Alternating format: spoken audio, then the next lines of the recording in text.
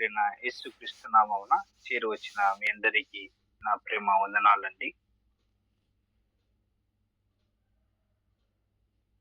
ప్రభునందు ప్రియమైన వారలారా, నా వాయిస్ మీ అందరికీ వస్తుందని భావిస్తున్నాను.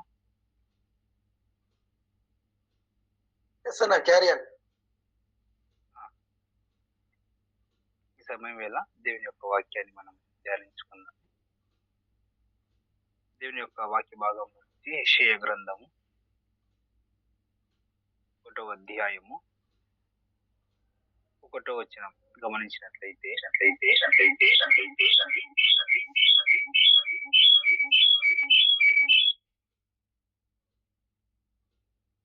స్క్రీన్ షేర్ చేస్తాం.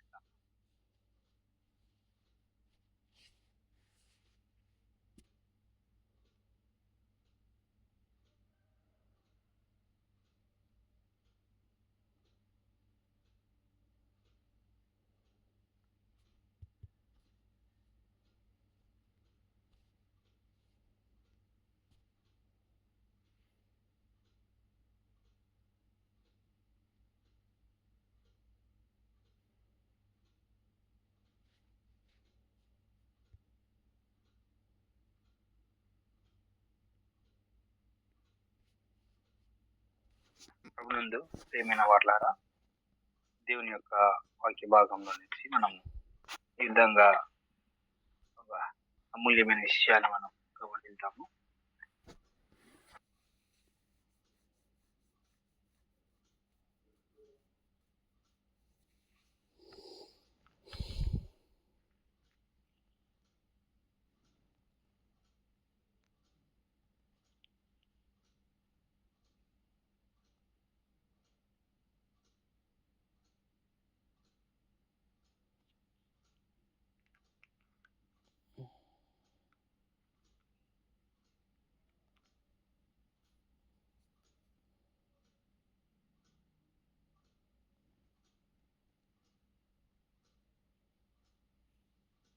ప్రభునందు ప్రియమైన వారలారా, క్షమించండి, చిన్న అంతరాయం.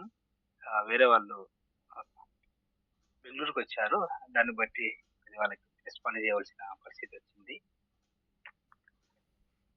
మంచిది. దేవుని యొక్క వాక్య భాగంలో నుంచి యెషయా ప్రవక్త గురించి మనము ఈ సమయం వేళ ధ్యానించుకుందాము అండి. దేవుడు యెషయా ప్రవక్తను పిలుచుకున్నట్లుగా మనము చూడవచ్చు అండి. దేవుడు ప్రేమ గలవాడు కాబట్టి తన దాసులందరినీ తన వాక్కు చేత, తన దర్శనం చేత ఒక ప్రత్యేకత కలిగి ఆయన పిలుచుకుంటాడు అండి. అయితే చాలా మంది దేవుని పిలుపును గ్రహించక, దేవుని యొక్క మాటకు లోబడక, అందుకు విరుద్ధంగా ఉన్న వాళ్ళు చాలా మంది మనకు కనబడతారు అండి. అయితే యెషయా గ్రంథం 1వ అధ్యాయం 1వ వచనంలో గమనించినట్లయితే, ప్రభునందు ప్రియమైన వారలారా, ఈ సమయం వేళ ఉజ్జియా, యోతాము, ఆహాజు, హిజ్కియాను యూదా రాజుల దినములలో యూదాను గురించిన, యెరూషలేమును గురించిన ఆమోజు కుమారుడగు యెషయాకు కలిగిన దర్శనం. దేవుడు ఇక్కడ యెషయాను దర్శించినట్లుగా మనం చూస్తున్నాము అండి. యెషయాకు దర్శనము కలిగింది. ఏ కాలంలో దర్శనం కలిగిందంటే, క్రీస్తు పూర్వము 7వ శతాబ్ద కాలంలో ఆయన ఉన్నప్పుడు, చిన్నవాడుగా ఉన్నప్పుడు దేవుడు తన దర్శనాన్ని యెషయా ప్రవక్తకు తెలియజేశాడు అండి. ఈయన ఒక రాజు కుటుంబానికి చెందినవాడు.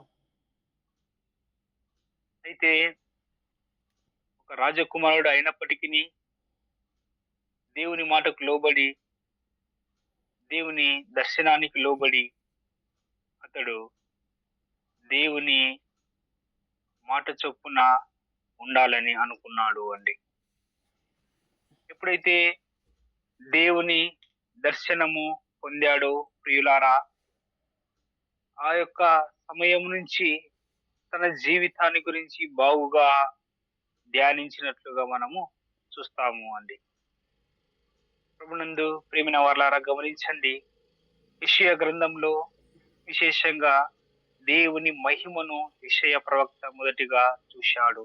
ఆ దర్శనంలో యెషయా దేవుని యొక్క దర్శనాన్ని చూసినప్పుడు ఆ యొక్క దేవుని యొక్క దర్శనంలో విశేషంగా ఏం కనపడుతుంది అంటే, చూడండి, యెషయా గ్రంథం 6వ అధ్యాయము 1వ వచనం గమనించినట్లయితే, యెషయా గ్రంథం 6వ అధ్యాయం 1వ వచనంలో, రాజైన ఉజ్జియా మృతి నొందిన సంవత్సరమున అత్యున్నతమైన సింహాసనం ముందు ప్రభువు ఆసీనుడయుండగా నేను చూచి తిని, ఆయన చొక్కాలు అంచులు దేవాలయమును నిండుకొనెను.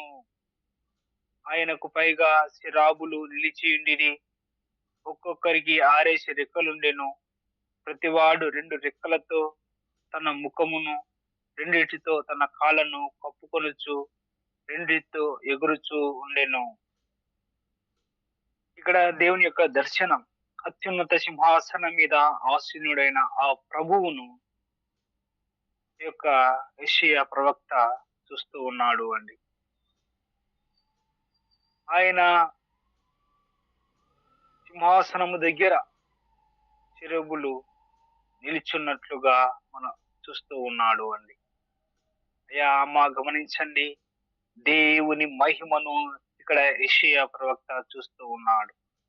ఎప్పుడైతే యెషయా దేవుని మహిమను చూశాడో, ఆ సమయం వేళ తన జీవితాన్ని అతడు గుర్తుకు చేసుకున్నాడు అండి. తాను ఏ స్థితిలో ఉన్నానో అని గుర్తెరిగిన వాడుగా ఉన్నాడు అండి. చూడండి, తన స్థితి ఏ విధంగా ఉందంటే, 5వ వచనం గమనించినట్లయితే, యెషయా గ్రంథం 6వ అధ్యాయం 5వ వచనంలో, నేను అయ్యో, నేను అపవిత్రమైన పెదవులు గలవాడను, అపవిత్రమైన పెదవులు గల జనుల మధ్య నివసించుచు ఉండువాడను. చూడండి, తాను ఎక్కడ ఉన్నానో గుర్తెరుగుతూ ఉన్నాడు. తన జీవితం ఏ విధంగా ఉందో గుర్తెరుగుతూ ఉన్నాడు అండి. పాపపు స్థితిలో ఉన్నాను అని గుర్తెరిగాడు. పాపాత్ముల మధ్య జీవిస్తున్నానని గుర్తెరిగినట్లుగా చూస్తా ఉన్నాము అండి. దేవుని మహిమను చూసిన ఈ యొక్క యెషయా ఆ యొక్క మహిమను చూసినప్పుడు తన లోపాలను గుర్తు చేసుకుంటున్నాడు అండి. ఒకసారి చూడండి, యోహాను సువార్త 12వ అధ్యాయము 41వ వచనంలో, యోహాను సువార్త 12వ అధ్యాయము 41వ వచనం గమనించినట్లయితే,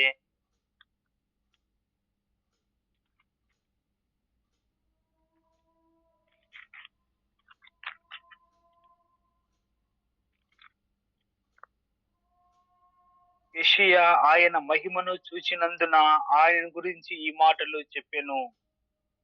చూడండి, దేవుని మహిమను చూసిన యెషయా ఏమంటున్నాడు అంటే, నేను అపవిత్రుడను, నేను అపవిత్రమైన ప్రజల మధ్య జీవిస్తూ ఉన్నాను.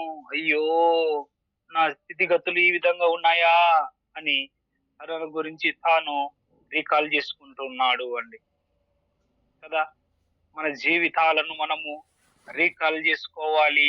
ప్రతిసారి మనం ఏ స్థితిలో ఉన్నాము, ఎటువంటి ప్రజల మధ్య జీవిస్తూ ఉన్నాము, పరిశుద్ధుల మధ్య ఉన్నామా, లోకస్తుల మధ్య ఉన్నామా, మన యొక్క జీవితంలో పాపపు స్థితిగతులు ఉన్నాయా, పరిశుద్ధ స్థితిగతులు ఉన్నాయా అని గమనించుకోవాలి అండి.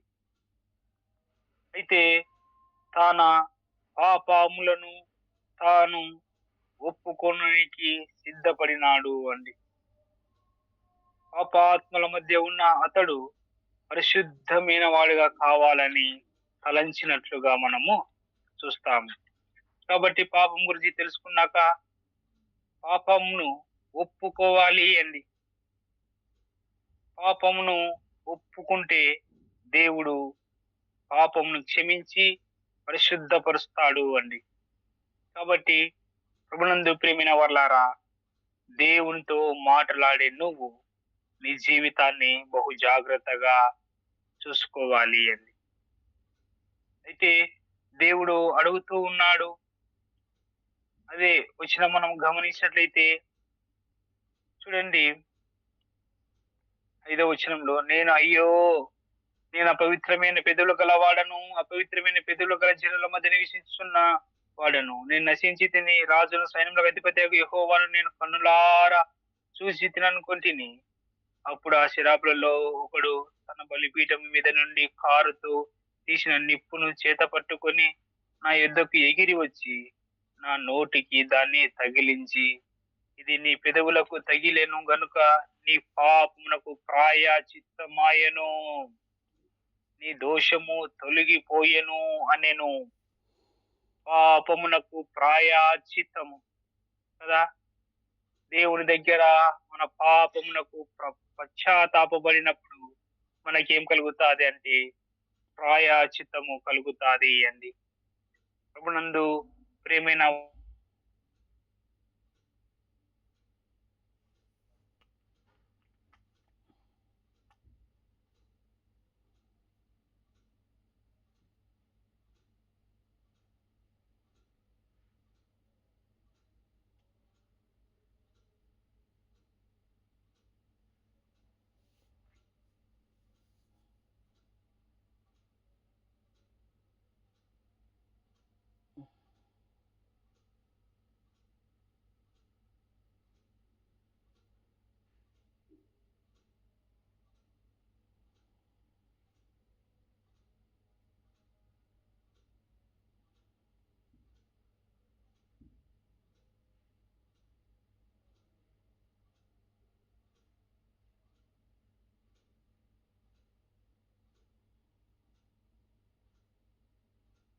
మీరు మీట్లో ఉన్నారన్నా?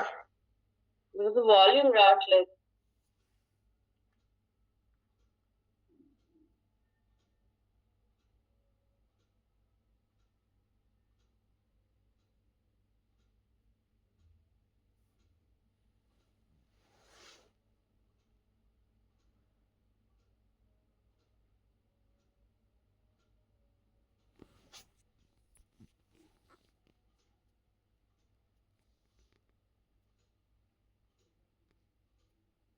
రాజశేఖర మీరు మీట్లో ఉన్నట్టున్నా?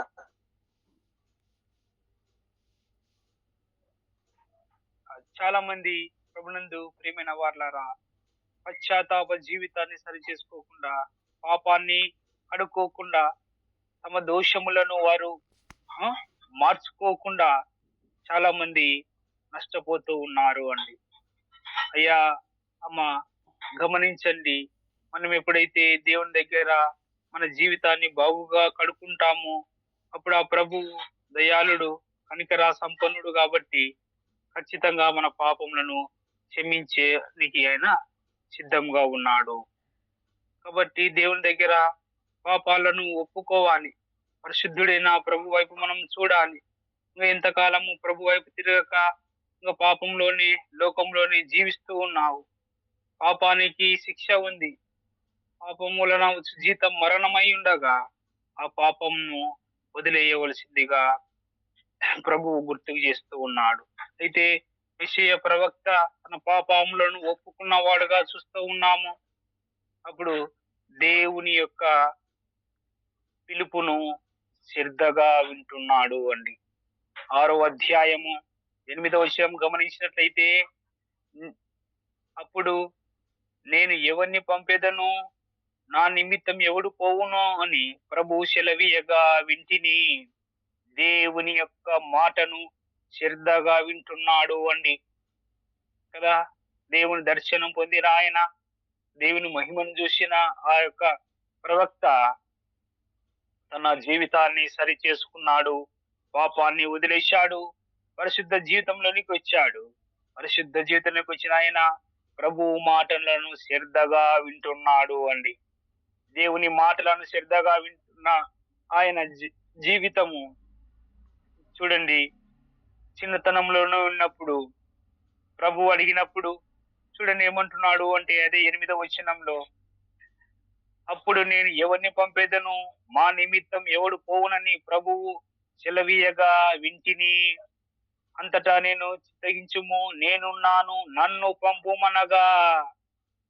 చూడండి, నేను పోతా ప్రభువా, నన్ను పంపినైనా అని తన్ను తాను సమర్పించుకుంటూ ఉన్నాడు అండి.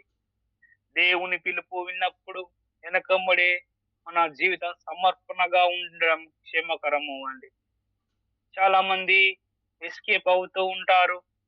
చాలా మంది కదా దేవుని మాటలను ధిక్కరిస్తూ ఉంటారు. దేవుని పరిచర్య అంటే అసలు తప్పించుకునే వాళ్ళు చాలా మంది ఉన్నారు అండి. కారణం వారి జీవితంలో లోక ఆశలు ఉన్నాయి. లోకంలో ఉన్న ఆనందమే వారికి కనబడుతుంది కానీ దేవుని కోసము శ్రమైనను, నిందలైన, అవమానమైన భరించే స్థితిలో లేరు. పరిచర్యకు నడుము ఉంచే పరిస్థితిలో మానవుడు లేడు. అయితే యెషయా ప్రవక్త మాత్రం దేవుడు ఇచ్చిన అవకాశాన్ని వెనకమ్మడి సద్వినియోగం చేసుకుంటున్నాడు అండి. కారణం ఎందుకు దేవుడు పిలుస్తున్నాడు అనేది గుర్తెరిగాడు. ప్రభునందు ప్రియమైన వారలారా, దేవుడు పిలుస్తూ ఉన్నప్పుడు ఆ పిలుపుకు మనము లోబడము క్షేమకరం.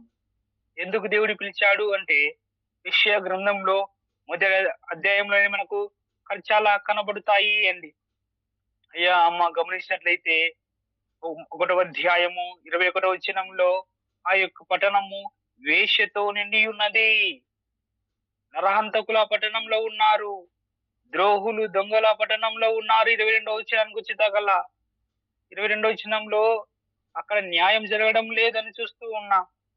అదే విధంగా 2వ అధ్యాయం 8వ వచనంకి వచ్చేదాకల్లా విగ్రహారాధనతో నిండిన పరిస్థితి అక్కడ కనబడుతుందండి. దేవుని ప్రజలు దేవుని మాట వినని స్థితిలో ఉంటున్నాడు. నిజ దేవుణ్ణి వారు మరిచిన స్థితిలో కనబడుతూ ఉన్నారు అండి. నరహంతకులుగా, ద్రోహులుగా, దొంగలుగా, అన్యాయస్తులుగా, విగ్రహారాధికులుగా కనబడుతూ ఉన్నందుకు దేవుడు యెషయా ప్రవక్తను ఆ కాలంలో పిలుచుకున్నాడు. పిలిచినప్పుడు ఆయన దేవుని చిత్తానికి లోబడ్డాడు అండి. పరిశుద్ధ జీవితాన్ని కాపాడుకుంటూ ఉన్నాడు.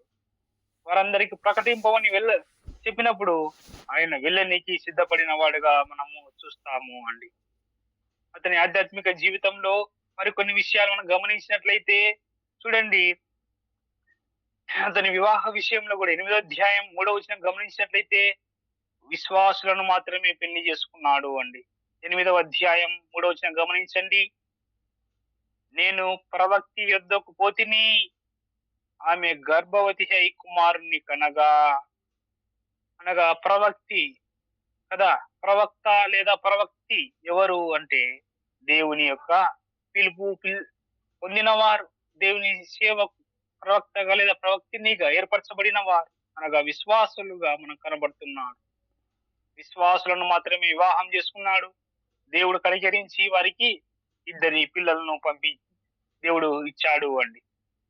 ఈ యొక్క 3వ వచనంలోనే అతని కుమారుని పేరు, మరొక కుమారుని పేరు 7వ అధ్యాయంలో మనకు కనబడుతుంది అండి.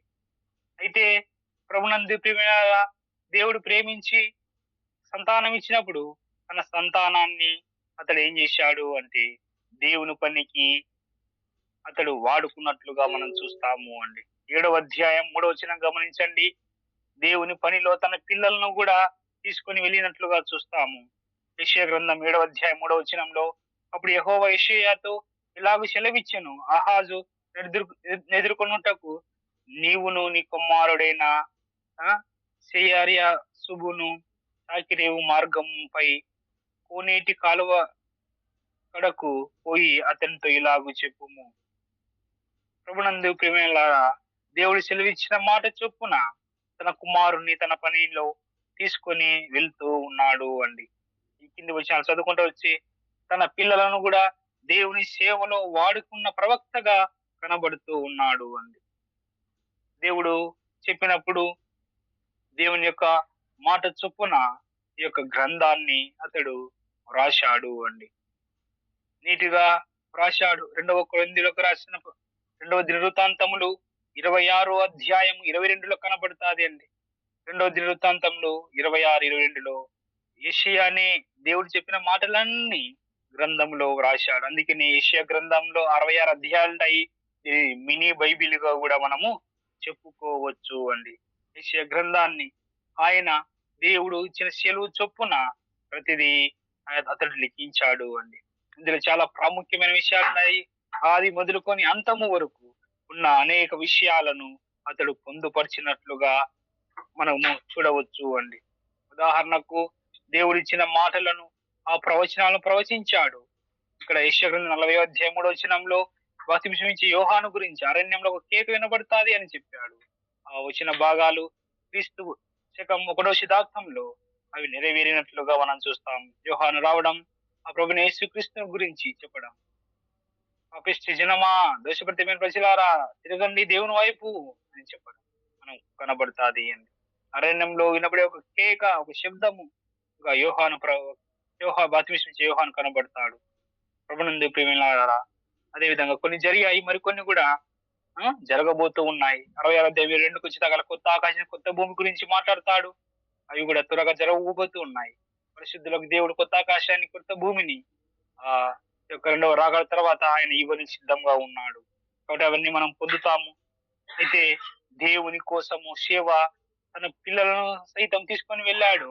అంతే మాత్రమే కాకుండా ప్రభునందు ప్రేమినారా, అతడు దేవుడు చెప్పినట్టుగా దిగంబరిగా ఉండి కూడా సేవ చేశాడు అండి.